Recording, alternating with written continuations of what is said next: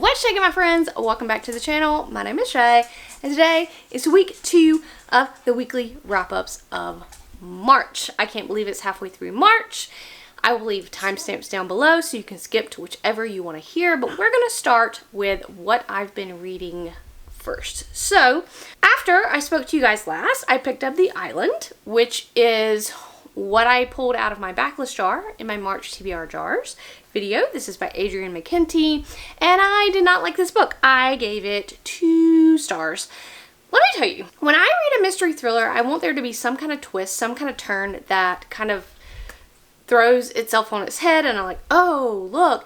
This one had a minor twist that you saw coming from 5,000 miles away. We are following our blended family. We have the father, which is a doctor, and we have the stepmom, which is much younger than the doctor, and the stepkids do not like their stepmom, but they have all gone on vacation, or they have followed him to a conference in Australia. So he's supposed to be doing a conference and they're supposed to be sightseeing, and the kids kind of get grouchy, like, we haven't seen any kangaroos or koalas and we want to see those kinds of things. So this guy overhears them talking about that and says, hey, I know where you can see a bunch of koalas.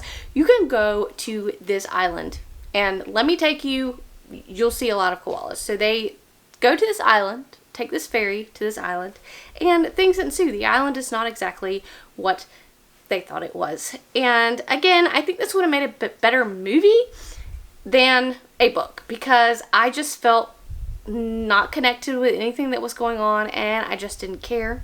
And again, there was no real twist or turn to this story. Once you get to the island and you find out what's going on in the island, there's nothing really that happens from there.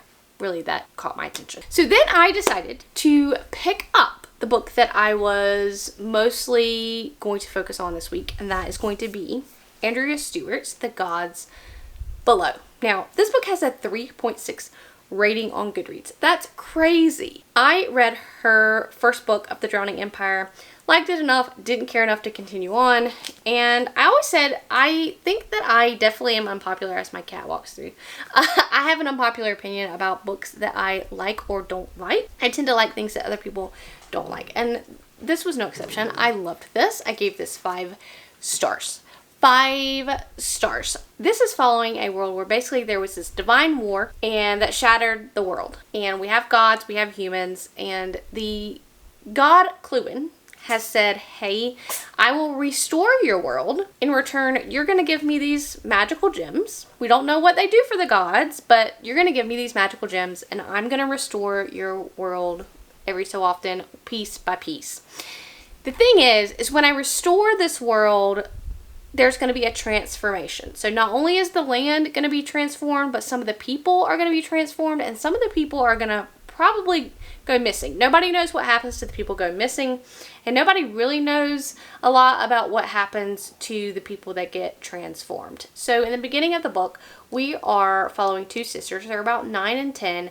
They don't have any family left, okay? So they see the black cloud of transformation coming, and of course they are racing against time to get out of the black cloud because they don't want to go missing and they don't want to be transformed. Some things happen and they get separated, and we follow the story from there. Then we fast forward 10 years in the future, and I think that's where people lose it with this book, and for a time I also lost it. For about 70 pages we're just following these 2 sisters, and then we flash forward 10 years into the future to see what's going on now, what's happening now, and we get 3 additional POVs in the story other than the 2 sisters. I know a lot of people probably don't connect with those. I do think some of them are not super needed in the story, but I still liked following along in their heads. It has multiple romances in it, one of which is sapphic.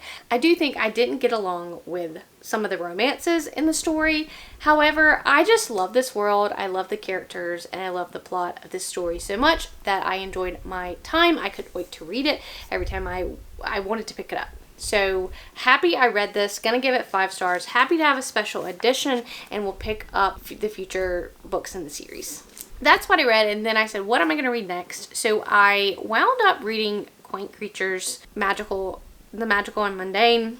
by Andrew D. Meredith, and this is I pulled out of my indie self-pub jar this month. And it's kind of a short little novella. The problem is it's a cozy fantasy, and the more cozy fantasy that I read, and every time I read one I say I'm not going to read one again, and then here I go, everybody's like, oh, this one's really good, you should read it, and then I read it and again I don't like it, and it's just not for me. But in this book we are following this giant, and he used to be someone in politics, and now he is this little giant who runs this veterinary clinic for the magical and mundane creatures.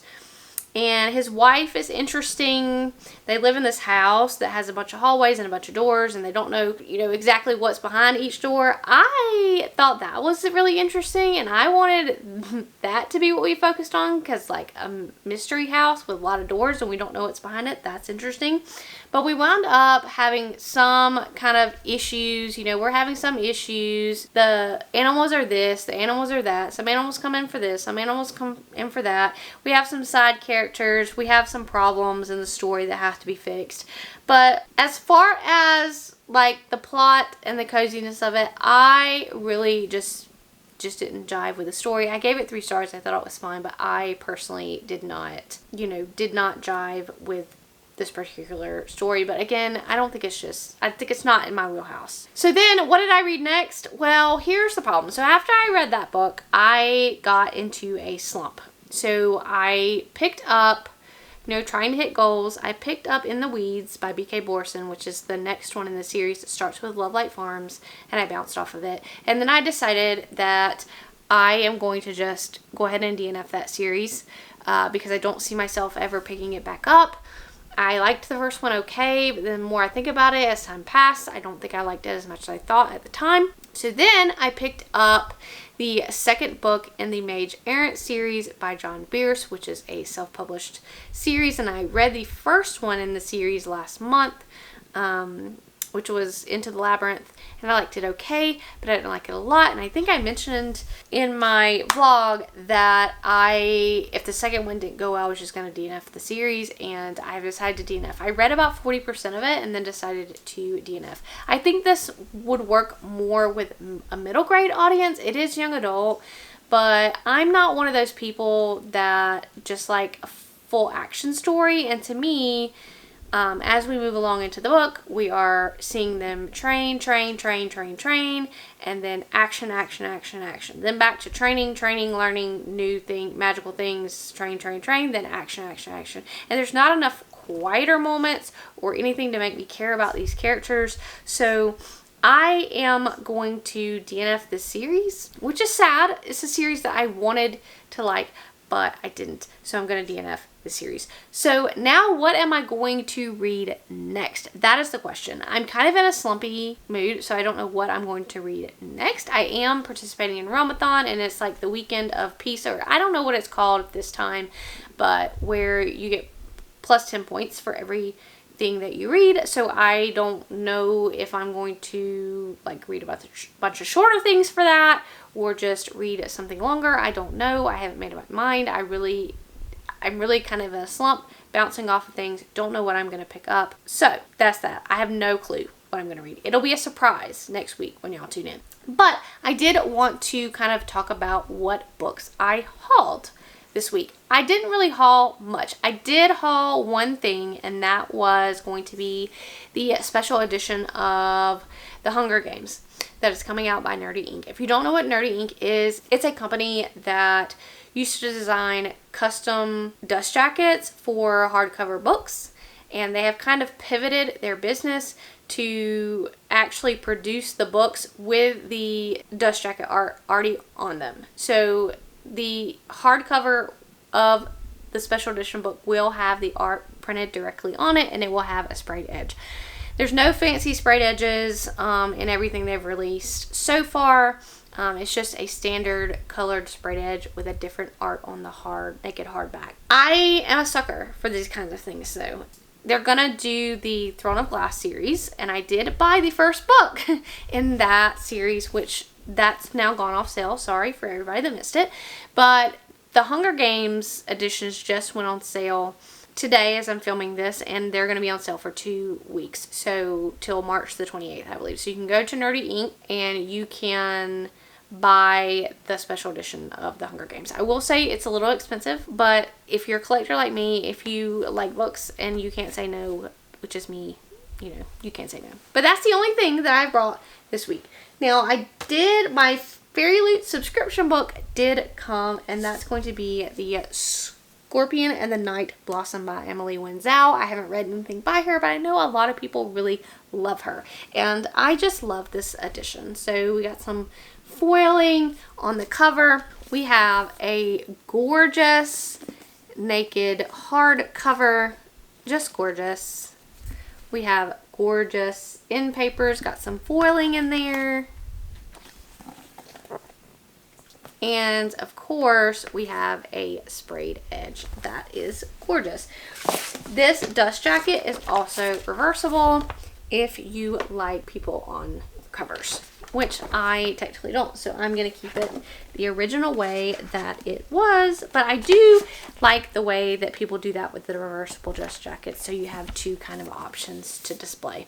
So I haven't heard much about this book, but I am going to add it to my want to read list. And then I kind of wanted to show off what I brought last week. I did talk about what I brought last week, but the copies hadn't come into the mail yet. So I wanted to kind of do that.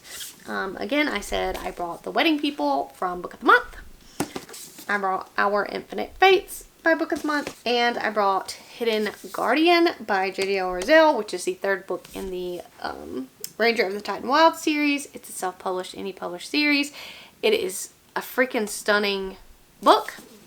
I will take the dust jacket off and let you see how stunning it is. Right there on the naked hardcover, you just have such gorgeous art. You have some illustrations again in here, lots of them, and they just do such a good job with these books, and I really thoroughly enjoy this series.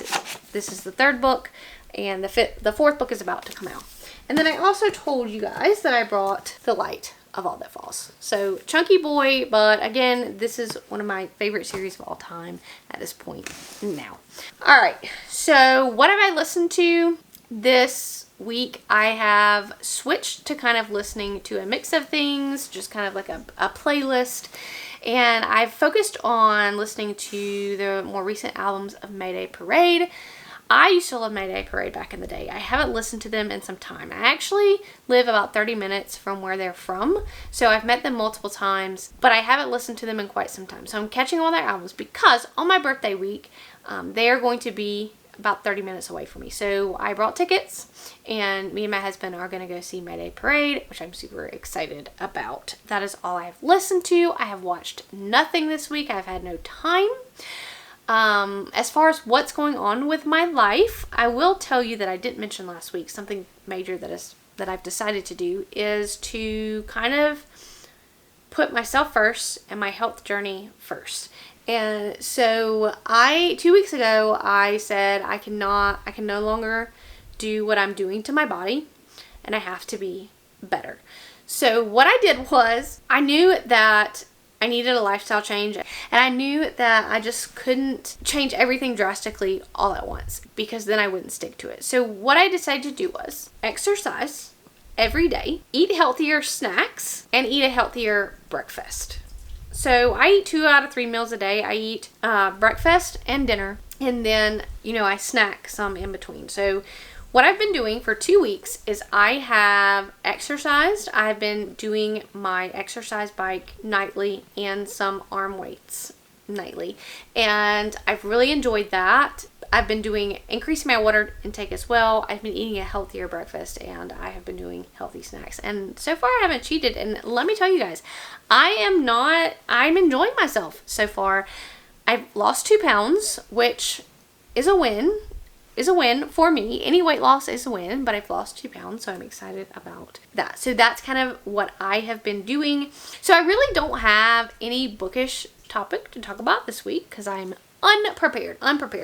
But next week, maybe I'll think of one. And that is all that's going on in my life. The cat, who has sat here and gotten pettings this entire time I've been talking. wants to say hello. So we will get her up here to say hello. Here she is. She's such a good kitty. So I will catch you guys in the next one.